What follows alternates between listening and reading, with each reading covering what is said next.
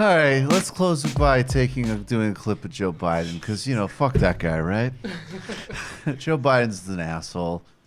This was him from in 2018 at the Biden Foundation. We haven't even played the "I have no sympathy for millennials" clip on this show yet. There's so many Biden. There's so many clips. I like Joe Biden though, and I'll tell you why. Tell me why. Before you go, before we go, because go off, King. I thank you. While you watch the taste out of your mouth. Don't mention. No. I'll say this. It's like I like him because he proves just how vapid, or at least how divorced from reality, that sort of Democrat talking point about how these candidates have evolved since their terrible votes last week is because you have these people. I think it was what's his name, Bakari Sellers on. He's like, oh, I think Biden. I don't agree with everything Biden has done in the past. I was like, well, that makes you different from Joe Biden.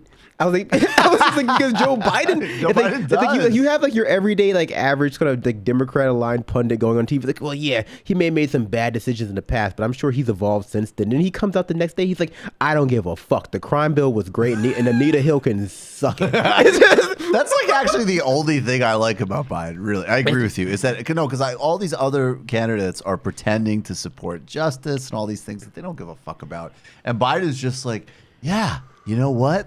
Millennials, entitled. Fuck you. Climate, I'll see if I can work something out with General Electric. It's no problem. Go fuck yourself. Blacks, criminals, whatever. Blacks, criminals, but Barack, my friend. What the fuck more do you people want? Wear condoms. Yeah, wear some condoms. I went around and told him to wear condoms because I'm a role model. Wear some condoms to pull up your fucking pants. Yeah, here he is. And again, during the Obama administration, Barack Obama and Joe Biden put significant cuts to Medicare and Social Security on the table. The only reason that didn't go through is because at that point it was the Tea Party, or it wasn't the Freedom Caucus yet, I don't think, but the extremist faction in the Republican Party were so insanely to the right that they Obama and Biden literally were just like, what about a little surcharge on private jets, and maybe people make $3 million a year can I don't know, maybe they can give a little bit of money to their local schools, and in exchange we'll slash benefits, recalculate costs to totally devastate Social Security and Medicare for all future generations. The Republicans were like, no. The whole program should be phased out, and then you should quit and apologize for being black. So here is Joe Biden, still in 2018. I mean, forget the fact that he's not on board for Medicare for all, free college, doing something about the climate. Definitely at this point, I would say even Democrats that I do not trust in those progressive priorities, I don't think the center of politics are such that they would get into office and start thinking about cutting Medicare and Social Security. If this guy becomes president, there's a Republican Congress, those programs are going to be cut. Check it out. Look what's happened, the latest tax cut. Once again, those at the very top get the biggest breaks.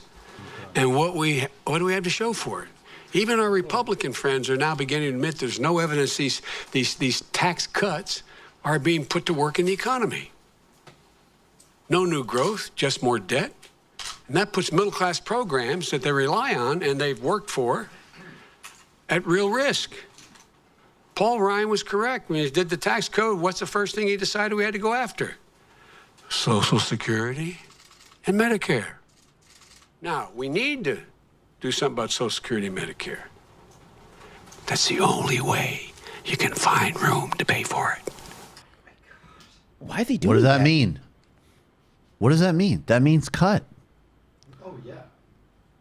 He really does have creepy uncle vibe. Why is he whispering into your ear like that? What is that about? Because that's like when they tell you the hard truth. But here's what I like about that, right? And then you mentioned it when you sort of opened the clip, though. Right. It's like you may not agree with the viability of a Medicare for all as the data might not be out there or whatever, although it is, obviously. You may not agree with the viability of free college. You may not agree with the popularity of all these things, right? Because you've been sort of brainwashed by the Democrats thinking it's they're not possible.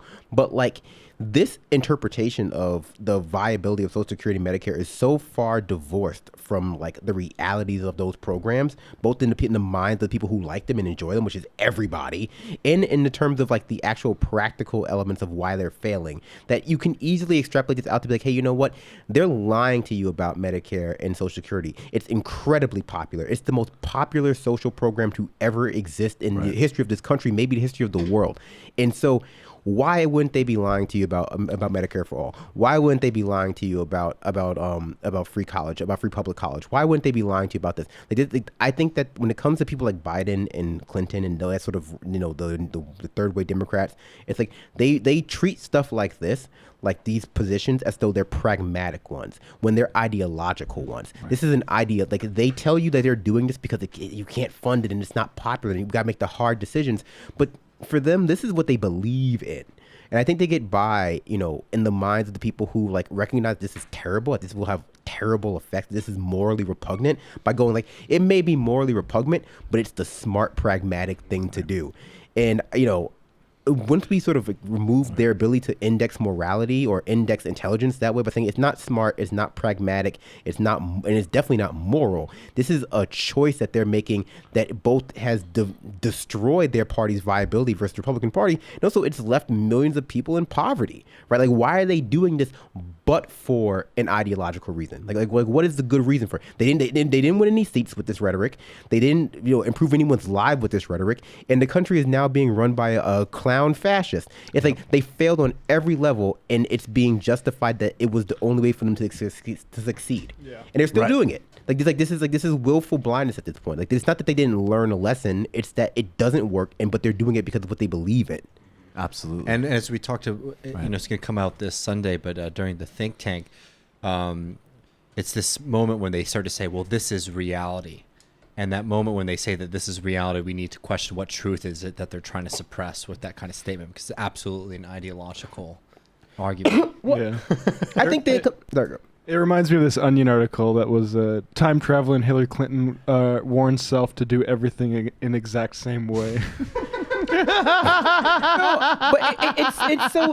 It's so true though, because like you sit here. That is quintessential Hillary Clinton. I mean, it's just so. Don't change a thing. I mean, like, it's just, I mean, but it's so true. You sit here and you wonder, like, how did they not learn anything? It's like, how did the establishment part of the party not learn anything over with losing to Trump, like the world's worst candidate? And then you realize, like, because they can't learn anything. Yeah, right. Because the only lesson that they learn is that their ideology is not viable and that they need to go. Because ultimately speaking, once you have a Sanders in power, once you have somebody who's like, once you have a Medicare for all, forget ACA, forget sort of like bullshit and third way solutions to healthcare, to universal coverage. Once you have a universal, like, once you have like single payer, once you have Medicare for all, once you have free public college, like, no matter how, you know, neoliberal your country becomes, people don't want to give that shit up. It's like UK might be going through the exact same problems that we're going through in terms of like the rise of neo-fascism, the rise of the far right, the collapse of labor, the revival of labor. But like, people are still really not trying to give up the NHS. It's like they're not trying to make college more expensive. Like, once you have those things, like, they're there to stay because people really, really like them. And so we need to come to terms with the fact that the Democratic Party's brand viability in some ways, like, it relies on us being constantly perched over this collapse into barbarism.